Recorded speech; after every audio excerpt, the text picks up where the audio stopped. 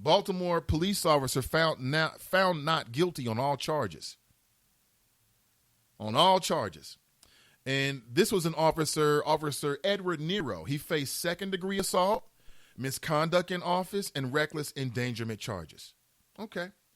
The judge says the man wasn't even really involved with Freddie Gray. After looking at the evidence, this officer chose to have a bench trial and not a jury trial. I believe in the first trial, the conclusion was a hung jury. The jury could not make up its mind, basically. And now this is the second officer to be tried, and this officer's been completely acquitted. How do you read that? How do you read that? As a grown human being, many of you are African American. Perhaps you've been a victim of police brutality, or maybe you're old enough, you've watched enough news, you've seen enough things to understand how things work. How do you read this situation? Perhaps Mr. Edward Nero had nothing to do with it. No, perhaps we have to accept that possibility, that perhaps he was ensnared. He was sort of like pulled into this. And after looking at the evidence, he was one of the individuals who really did nothing wrong. That's one way of looking at it. That's completely plausible. In fact, that's what the judge said. So I guess we've got to give some credibility to that, right? Do you think that a judge can be partial and fair and unbiased when a police officer is on trial? I mean, given the relationship between police, law enforcement, and the way the system works, is that even plausible?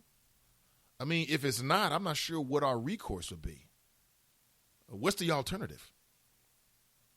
What does this say about the system in Baltimore, if anything? Does it say anything to you? A lot of folks grabbed national attention, including a man by the name of DeRay McKesson. As I understand, he was a Black Lives Matter activist and still is. He also ran for mayor in Baltimore. And he's been making the rounds talking with people about the situation in Baltimore. Most recently, within the last 24 hours, he got a chance to sit down with Fox's Megyn Kelly. She's a star now. She can say what she wants about Trump, but Trump made her relevant, didn't he? And it wasn't just her, it was the way she dealt with it. She didn't back down. But I got a clip for you. I want you to check this out and tell me who you think won this debate. And what you're going to hear is Fox's. They do great work. I watch Fox News. Sometimes I watch to hate. I will admit that. But, come on now. They're very entertaining. But this is a clip between Megyn Kelly, who just is off a Fox special. I mean, this whole thing with Trump, she's really made a name for herself. She's really captured a lot of attention, and people are paying attention to it. And she recently confronted DeRay McKesson on his belief that these officers basically are getting off easy. Check this out. Then tell me what you think. Where he works for and the bosses he reports to had not a single word of support for Ed Nero, while many of the activists surrounding this case said justice was not done. DeRay McKesson is a Black Lives Matter activist and former candidate for mayor of Baltimore. DeRay, thank you for being here tonight. Do you agree with that woman's statement we just heard, that this is biased and racist to its core, this verdict? It's good to be here, Megan. And what we know to be true is that Freddie Gray should be alive today. And what the judge said today was that Officer Nero was not found criminally responsible. But it's important to note, as you've done so far, that the mayor and the police commissioner have said that they will conduct an investigation, because we know that in the state of Maryland, that the Law Enforcement Officers Bill of Rights, with the police union contract in Baltimore, and with policies in the city, that almost guarantees that officers will not be held accountable for their actions. So the administrative review that's going to with Nero is important. And remember that this is just one of 6 cases. What the court found is that there were no facts. There were zero facts to support this charge against this officer. And this is a judge who himself had prosecuted cops, bad cops, for the last 5 years before he took the bench. It was facts around a criminal. This is a criminal case. So again, what the judge found today was that there was no crime committed based on the current laws. Right. So my question was, do you accept that? Or do you agree with that woman we just heard who said this verdict is biased and racist to the core? So like I said, Megan, so I agree that this is a reminder that we need to make the laws so that they can hold police officers accountable. Laws like Officer Nero? Yeah, so when you think about his involvement.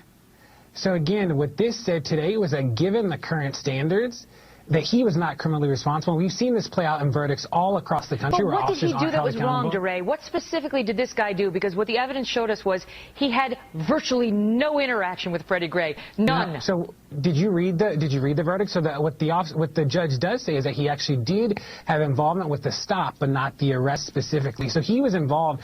Freddie Gray should not have been stopped. He was no threat to the officers. The officers were a threat to Freddie Gray. So remember that this is about a range of circumstances today, and it's a reminder that we have to change the laws and the policies in the city and the state. Don't you see the danger to the community if we start locking up cops for making a bad judgment call? Do you think that Freddie Gray should be dead, Megan? DeRay, my question is to you. Don't you see the danger to the community if you change the laws to make it illegal for cops to exercise poor judgment? So, Megan, I will never agree that an officer's role is to kill unarmed citizens.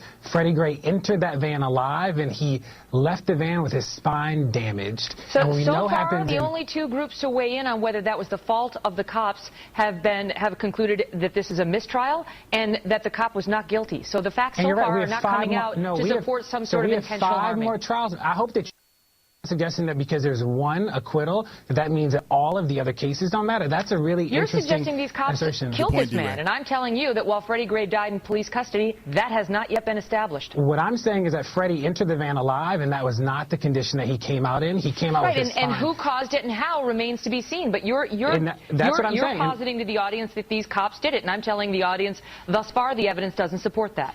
What I'm saying is that there's one trial, so you don't know what the evidence in the other 5 cases, and neither do I, and that's why I'm excited to follow through these cases. Well, I know one guy was tried by a jury, and it was a hung jury, so they were not able to conclude his guilt. Which again is not an acquittal. And then the next case that was tried by an African American judge concluded that there was no case against this officer, and he was just acquitted. So we are looking forward to the next 5, and that's important. We'll see the next 5. But even now that you have a not guilty verdict against Officer Nero, you continue to tell this audience that he did something wrong. No, what I continue to say is that I'm looking forward to the administrative review and that we do need to take a holistic look at the laws in the state of Maryland. What did he do, DeRay? It is still...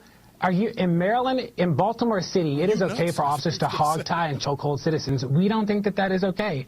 That's a separate thing. Okay, so you look at that, but what did Officer Nero do? So I've already said this to you, Megan, is that this officer was involved in this case, and what the judge said is that the officer was not criminally responsible, and this means that we need to continue the fight to make sure that the laws hold officers accountable. He had no responsibility, as noted in the judge's decision today, to intervene when he saw others misbehaving, and that is important. We should push for policies. That's not what the judge concluded. He did not conclude that anybody had misbehaved. No, he didn't. He said that. Thank you for being here. I gotta go. Officer Nero's father's with us. You served your purpose, black man. You are dismissed. Basically, that's Megyn Kelly. Now I will say that baby girl does her homework, and I'm not being sexist by saying that. Maybe I am a little bit. Bad, Nathan. Okay, I won't say that anymore. What I will say is that Megyn Kelly does her homework. And she had her end. Her end was, what did he do wrong? But if you've got a very, very sensitive ear, there were a few things that Megyn Kelly said that gave me a reason to think about her mentality. One, she said there was an African-American judge in that case. What difference does that make? So what if there's an African-American judge who acquitted or presided over a case in which one of the officers who was accused of killing or being involved with the death of Mr. Freddie Gray was a hung jury? What difference does that make? He was an African-American, as if all African-Americans are somehow going to think the same, okay? No. Look at Clarence Thomas and his recent comments. That ain't true. Because if that's true, then Megyn Kelly, then we've got to assume that all white people think the same. And that if you got a white judge and a black defendant, then that black defendant doesn't have a chance. She'll never admit that. Very interesting. D-Ray didn't pick up on that. I would have. But who do you think won that debate? It's a little bit unfair to Mr. D-Ray, only in the sense that the one thing I get from Megyn Kelly is that when you come on her show, she's prepared. She controls the conversation, as any good talk show host should do. And she was prepared. Well, what did he do wrong? What did Officer De Niro do wrong? He couldn't answer that. He didn't want to. At some point, it sounded like he got a little upset. What were you going to say, Mr. D-Ray? But what about her question? She says, listen, if you start changing the laws and sending police officers to jail because of mistakes that they make, that somehow that's going to damage the community. Her direct question was specifically word for word, quote, "Don't you see the danger to the community if we start locking up cops for exercising poor judgment," end quote, question mark, or question mark, end quote? No, I don't. No, I only see the benefits of it. Listen, private citizens get locked up for exercising poor judgment every single day, don't we? You get locked up, you get fines. Oh, you run in, you don't put enough money in the meter. That was poor judgment. You get a ticket, don't you? It's a part of the social order. The same thing should be the same thing should be true for police officers. They don't get a pass. You got guns and tasers. Sidebar. I just witnessed, and I keep telling people, police brutality, over policing is not just a black phenomenon. White people get it too. I keep telling you that. Law enforcement shares one detail, one characteristic, should I say, with Cincinnati's boxing, I guess, legend one day, Adrian Broner. Anybody can get it, man. Anybody can get it.